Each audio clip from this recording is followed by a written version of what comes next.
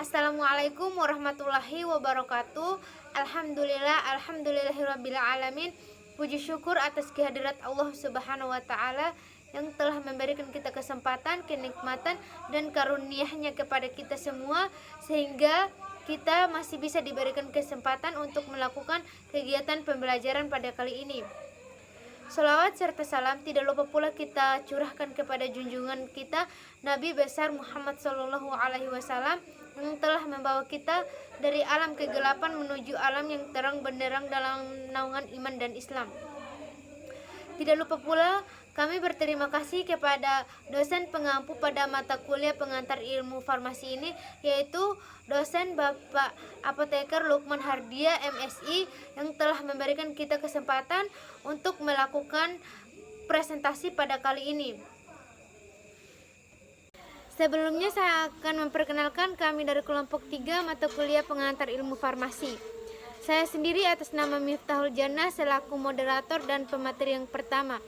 Dan rekan saya atas nama Faradila Irianti Supiat sebagai pemateri yang kedua, Marta Krenak sebagai pemateri yang ketiga, Natalia Aksamina Sagi Solo sebagai pemateri yang keempat, Risanyal Arsan Tuturap sebagai pemateri yang kelima, dan materi yang terakhir saya sendiri Miftahul Jannah. Dan langsung saja kami akan presentasikan hasil diskusi kami pada kali ini. Baik, di sini saya akan menjelaskan materi mengenai farmasi rumah sakit. Nah, definisi farmasi rumah sakit menurut Kepmenkes nomor 72 tahun 2016 tentang kefarmasian rumah sakit. Instalasi farmasi rumah sakit merupakan suatu bagian atau unit di dalam rumah sakit yang dibawa kepemimpinan seorang apoteker yang telah memenuhi syarat perundang-undangan yang berlaku serta bertanggung jawab atas seluruh pekerjaan kefarmasian yang terdiri dari pelayanan paripurna yang mencakup perencanaan dispensing obat berdasar resep bagi pasien rawat inap maupun pasien rawat jalan, serta pengendalian mutu kesehatan di dalam rumah sakit. Selanjutnya saya masuk pada tujuan farmasi rumah sakit. Tujuan farmasi rumah sakit yang pertama yaitu melakukan pelayanan farmasi yang baik dalam keadaan gawat, darurat maupun dalam keadaan normal sesuai dengan keadaan pasien dan fasilitas yang ada di instalasi farmasi. Yang kedua yaitu memberi pelayanan yang bermutu sesuai dengan hasil evaluasi, analisis, dan telaah kefarmasian. Yang ketiga, melakukan komunikasi, formulasi, dan edukasi dalam kurung kie mengenai obat yang diberikan kepada pasien. Yang keempat, pengawasan pada obat-obatan berdasarkan aturan yang berlaku. Yang kelima, menjalankan pelayanan sesuai dengan etik kefarmasian dan prosedur kefarmasian. Ya, jadi di sini saya akan membacakan materi tentang struktur organisasi instalasi farmasi rumah sakit dan pengelolaan kesediaan farmasi rumah sakit. Di sini struktur organisasi instalasi farmasi rumah sakit menurut Kepmenkes nomor 1197 Kepmenkes /SK/10/2004 tentang standar pelayanan farmasi di rumah sakit. Struktur organisasi minimal di instalasi farmasi rumah sakit yaitu 1. Kepala instalasi farmasi rumah sakit, 2. Administrasi farmasi, 3. Pengelolaan perbekalan farmasi, 4. Pelayanan farmasi klinik, dan 5. Manajemen mutu. Di sini pengelolaan kesediaan farmasi rumah sakit yaitu yang pertama ada dalam ketentuan pasal 15 ayat 3 Undang-Undang nomor 44 tahun 2009 tentang rumah sakit menyatakan bahwa penyelenggaraan alat kesehatan, sediaan farmasi, dan bahan medis habis pakai di rumah sakit itu harus dilakukan oleh instalasi farmasi sistem satu pintu. 2. Alat kesehatan yang dikelola oleh instalasi farmasi sistem satu pintu berupa alat medis habis pakai peralatan non-elektromedik antara lain alat kontrasepsi atau IUD, alat pacu jantung, implan, dan stent. Ketiga, sistem satu pintu adalah satu kebijakan kefarmasian termaksud pembuatan formularium, pengadaan dan pendistribusian sediaan farmasi, alat kesehatan dan bahan medis habis pakai yang bertujuan untuk mengutamakan kepentingan pasien melalui instalasi farmasi. 4. Dengan demikian, semua sediaan farmasi, alat kesehatan, dan bahan medis habis pakai yang beredar di rumah sakit merupakan tanggung jawab instalasi farmasi, alat kesehatan, dan bahan medis habis pakai di rumah sakit yang dilaksanakan selain oleh instalasi farmasi. 5. Rumah sakit perlu mengembangkan kebijakan pengelolaan obat untuk meningkatkan keamanan, khususnya obat yang perlu diwaspadai, yaitu Hic Alert Medication. 6. Hic Alert Medication adalah obat yang harus diwaspadai karena sering menyebabkan terjadinya kesalahan serius atau sentinel event, dan obat yang berisiko tinggi menyebabkan reaksi obat yang tidak diinginkan. Saya Marta Klinik membawa materi tentang kelompok obat Hic Alert. Obat yang terlihat mirip dan kedengarannya mirip, nama obat rupa dan ucapan mirip, atau nolur atau log, alike suhu, alike atau lasan, elektrolit konsentrasi tinggi, misalnya kalium klorida 2 mil atau yang lebih pekat dari 0,9% dan maksimum sulfat 50% atau lebih pekat. Obat-obat isostatik referensi pelayanan farmasi rumah sakit. Menurut Kemenkes nomor 72 tahun 2016, pelayanan farmasi rumah sakit adalah suatu pelayanan langsung dan bertanggung jawab kepada pasien yang berkaitan dengan kesediaan farmasi dengan maksudnya mencapai hasil yang pasti untuk meningkatkan mutu kehidupan pasien. Jenis pelayanan rumah sakit. Pelayanan farmasi rawat jalan. Petugas farmasi menulis waktu atau jam saat obat diserahkan kepada pasien. Petugas farmasi menyerahkan obat kepada pasien atau keluarga pasien disertai dengan jelas nama pasien diulang hingga 2 atau 3 kali. Lalu menyerahkan obat disertai informasi aturan pakai, kegunaan rutin atau cara pemberian, efek samping obat, dan informasi lain yang dianggap perlu. Resep yang telah dilayani ditandatangani oleh pasien atau keluarga pasien. Pelayanan farmasi rawat inap. Petugas farmasi menerima resep dari perawat lalu melakukan screening resep berupa A. Pemeriksaan kelengkapan resep dan SP yang meliputi nama dan nomor, SIP dokter, nama dan tanggal lahir pasien, nomor rekam medik pasien, serta tanggal resep. B. Memeriksa resep dengan menerapkan 5 benar. Benar pasien, benar obat, benar dosis, benar waktu pemberian, benar cara pemberian. Selanjutnya saya akan melanjutkan materi di atas, yaitu tentang pelayanan, dan yang ketiga yaitu pelayanan informasi obat dalam kurung PIO dan konseling obat.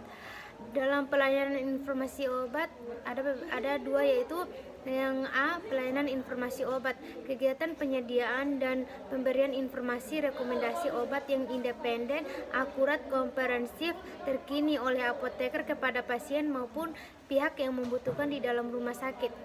Yang B yaitu konseling obat, kegiatan konsultasi yang diberikan oleh apoteker kepada pasien yang diberikan penggunaan obat seperti tujuan pengobatan, jadwal pengobatan, cara menggunakan obat, lama penggunaan obat, tanda-tanda toksisitas dan cara penyimpanan, dan lain-lain. Yang keempat yaitu pelayanan farmasi IGD. Pelayanan farmasi IGD yaitu melalui administrasi IGD, petugas mendapat resep dari IGD. Berikut saya akan membacakan tugas pokok dari farmasi rumah sakit. Menurut Kemenkes nomor 1179 Menkes SKS 2004 tentang standar pelayanan farmasi di rumah sakit. Tugas pokok farmasi rumah sakit adalah sebagai berikut. Pertama, melangsungkan pelayanan farmasi yang optimal. Kedua, menyelenggarakan kegiatan pelayanan farmasi profesional berdasarkan prosedur kefarmasian dan etik profesi. Yang ketiga, melaksanakan komunikasi, informasi, dan edukasi (KIE). Yang keempat, memberi pelayanan yang bermutu melalui analisa dan evaluasi untuk meningkatkan pelayanan farmasi. Yang kelima, melakukan pengawasan berdasarkan aturan-aturan yang berlaku. Yang keenam, menyelenggarakan pendidikan dan pelatihan di bidang farmasi. Yang ketujuh, mengadakan penelitian dan pengembangan di bidang farmasi. Baik teman-teman, tentunya kita mengetahui fungsi instalasi farmasi rumah sakit. Yang pertama, pengelolaan perbekalan farmasi yang meliputi produksi perbekalan kefarmasian untuk memenuhi kebutuhan pelayanan kesehatan rumah sakit. Terus, merencanakan kebutuhan perbekalan farmasi secara maksimal, menyimpan perbekalan farmasi sesuai dengan persyaratan kefarmasian. Terus, menyalurkan perbekalan farmasi ke unit pelayanan yang ada di rumah sakit. Yang kedua, pelayanan farmasi dalam penggunaan obat serta alat kesehatan, yaitu yang pertama, mengatasi masalah yang berkaitan dengan penggunaan obat serta alat kesehatan. Terus, memberikan informasi KIE atau KI kepada petugas kesehatan, pasien ataupun keluarga pasien. Terus mengkaji resep pasien, melaporkan setiap kegiatan farmasi, mencatat setiap kegiatan kefarmasian. Baik teman-teman, tentunya kita mengetahui peran farmasi di rumah sakit sebagai penanggung jawab di industri farmasi pada bagang pemastian obat dalam kurung kualitas asuransi, produksi dan pengawasan mutu dalam kurung kualitas kontrol, dan juga sebagai penanggung jawab fasilitas pelayanan kefarmasian, yaitu di apotek, di instalasi farmasi rumah sakit, puskesmas, klinik, toko obat, atau praktek bersama. Begitu pula apoteker dapat mengganti obat merek dengan obat generik yang sama komponen aktifnya, atau obat merek dengan lain atas persetujuan dokter atau pasien. Ada juga dalam melakukan pekerjaan kefarmasian pada fasilitas pelayanan kefarmasian, apoteker dapat mengangkat seorang apoteker pendamping yang memiliki SIPA. Standar pelayanan rumah sakit, teman-teman. Yang pertama, standar pelayanan kefarmasian di rumah sakit meliputi standar A. Pengelolaan kesediaan farmasi, alat kesehatan, dan bahan medis habis pakai. B. Pelayanan farmasi klinik. Dan yang kedua, pengelolaan sediaan farmasi, alat kesehatan, dan bahan medis habis dipakai sebagaimana dimaksud pada ayat 1 huruf A meliputi yang A. Pemilihan, yang B. Perencanaan kebutuhan, C. Pengadaan, D. Penyimpanan, E. Pendistribusian, F. Pemusnahan dan penarikan, G. Pengendalian dan administrasi, teman. Selanjutnya saya akan masuk pada resep pelayanan pasien. Yang pertama yaitu pada pasien rawat jalan. Resep pasien rawat jalan dilayani sejak resep diterima sampai penyerahan obat kepada pasien. Yang kedua, untuk obat sediaan jadi kurang lebih 30 menit dan untuk obat racikan kurang lebih 60 menit. Yang ketiga, pada resep pasien rawat inap. Dalam resep pasien rawat inap ini dilayani sejak pasien dirawat di rumah sakit sampai pasien pulang. Dan yang keempat yaitu pelayanan resep sesuai dengan hari dan jam buka poliklinik rumah sakit. Praktek kefarmasian merupakan bagian yang tidak terpisahkan dari pelayanan kesehatan, khususnya obat. Dalam melaksanakan tugasnya, apoteker dapat berkolaborasi dengan dokter, perawat, dan tenaga kesehatan lainnya. Secara umum, tugas dan tanggung jawab apoteker di rumah sakit meliputi pengelolaan sediaan farmasi, alat kesehatan, dan bahan medis habis pakai. Pengelolaan sediaan farmasi, alat kesehatan, dan bahan medis habis pakai harus dilakukan secara multidisiplin, terkoordinir, dan menggunakan proses yang efektif untuk menjamin kendali mutu dan kendali biaya. Berdasarkan Undang-Undang Nomor 44 Tahun 2009 tentang Rumah Sakit, pengelolaan alat kesehatan, sediaan farmasi, dan bahan medis habis pakai meliputi pemilihan, perencanaan kebutuhan, pengadaan, penerimaan, penyimpanan, pendistribusian, penarikan dan pemusnahan sediaan farmasi, alat kesehatan, dan bahan medis habis pakai, pengendalian, serta administrasi. Obat kepada pasien. Resep yang diterima pasien akan dilayani di instalasi farmasi oleh apoteker melalui serangkaian proses sebagai berikut. Screening resep, memeriksa ketersediaan obat, penyiapan obat, dan pemberian etiket. Pada saat penyerahan obat, apoteker wajib memberikan informasi yang mencakup cara penggunaan, lama penggunaan, efek samping yang mungkin terjadi, serta cara penyimpanan obat, dan informasi lain yang perlu disampaikan. Apoteker dapat memberikan konseling pada pasien degeneratif atau pasien yang masih kurang mengerti terkait penggunaan obat. Apoteker juga dapat memberikan informasi obat atau penyampaian informasi obat kepada tenaga kesehatan lain, baik secara langsung maupun melalui sarana komunikasi.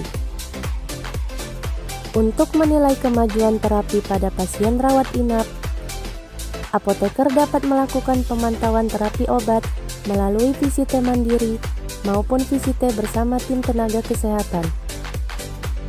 Sebelum melakukan visite, apoteker perlu mempelajari rekam medik pasien. Hal ini dilakukan agar mendapat gambaran mengenai kondisi pasien yang berhubungan dengan obat yang dikonsumsi.